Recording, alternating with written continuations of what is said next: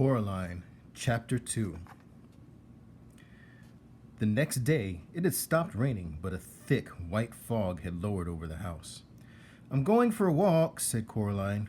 "Don't go too far," said her mother, "and dress up warmly." Coraline put on her blue coat with a hood, her red scarf, and her yellow Wellington boots.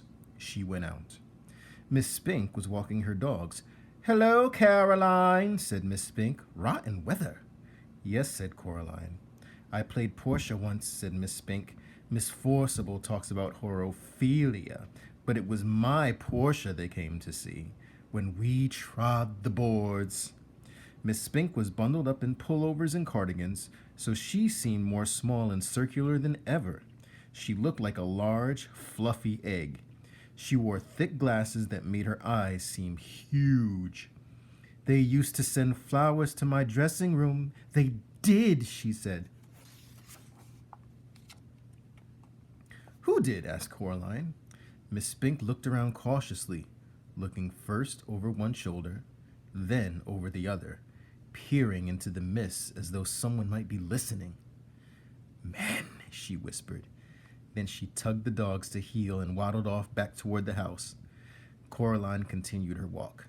She was 3/4 of the way around the house when she saw Miss Forcible standing at the door to the flat she shared with Miss Spink. "Have you seen Miss Spink, Coraline?" Coraline told her that she had, and that Miss Spink was out walking the dogs. "I do hope she doesn't get lost. It'll bring on her shingles if she does, you'll see," said Miss Forcible. "You'd have to be an explorer to find your way around in this fog." "I'm an explorer," said Coraline.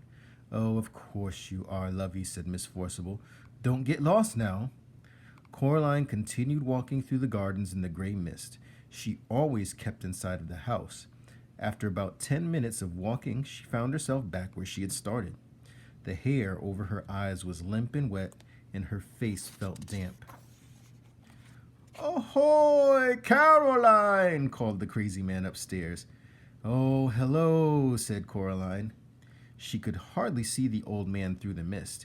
He walked down the steps on the outside of the house that led up past Coraline's front door to the door of his flat.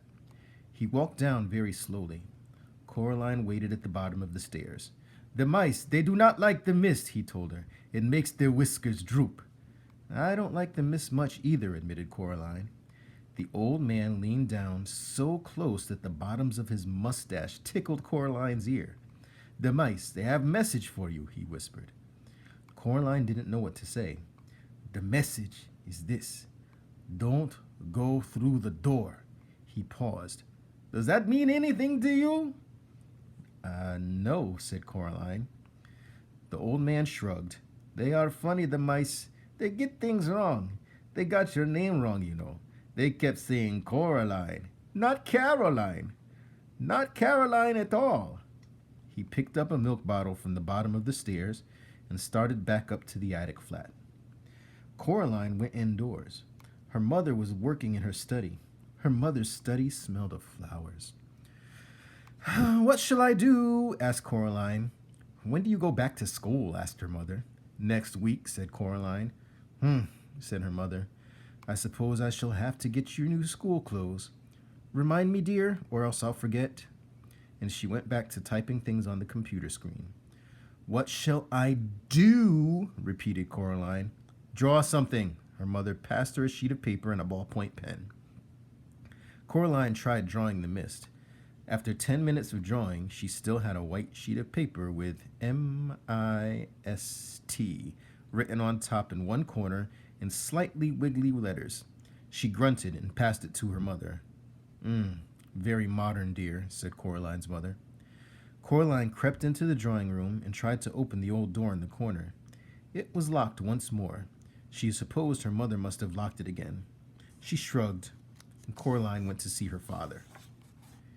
He had his back to the door as he typed. "Go away," he said cheerfully as she walked in. "I'm bored," she said. "Learn how to tap dance," he suggested without turning around. Coraline shook her head. "Why don't you play with me?" she asked. "Busy," he said. "Working," he added. He still hadn't turned around to look at her. "Why don't you go and bother Miss Spink and Miss Forcible?" Coraline put on her coat and pulled up her hood and went out of the house. She went downstairs. She rang the door of Miss Spink and Miss Forcible's flat. Coraline could hear a frenzied woofing as the Scotty dogs ran out into the hall. After a while, Miss Spink opened the door. "Oh, it's you, Caroline," she said. "Angus, Hamish, Bruce, down now, lovies. It's only Caroline. Come in, dear. Would you like a cup of tea?" This flat smelled of furniture polish and dogs. "Yes, please," said Coraline. Miss Spink led her into a dusty little room, which she called the parlor. On the walls were black and white photographs of pretty women in theater programs in frames. Miss Forcible was sitting in one of the armchairs, knitting hard. They poured Coraline a cup of tea in a little pink bone china cup with a saucer. They gave her a dry Garibaldi biscuit to go with it. Miss Forcible looked at Miss Spink, picked up her knitting, and took a deep breath. "Anyway, April, as I was saying, you still have to admit there's life in the old dog yet. Miriam, dear, neither of us is as young as we were." "Madame Arcati," replied Miss Forcible, "the nurse in Romeo, Lady Bracknell, character parts, they can't retire you from the stage." "Now, Miriam, we agreed," said Miss Spink. Coraline wondered if they'd forgotten that she was there. They weren't making much sense.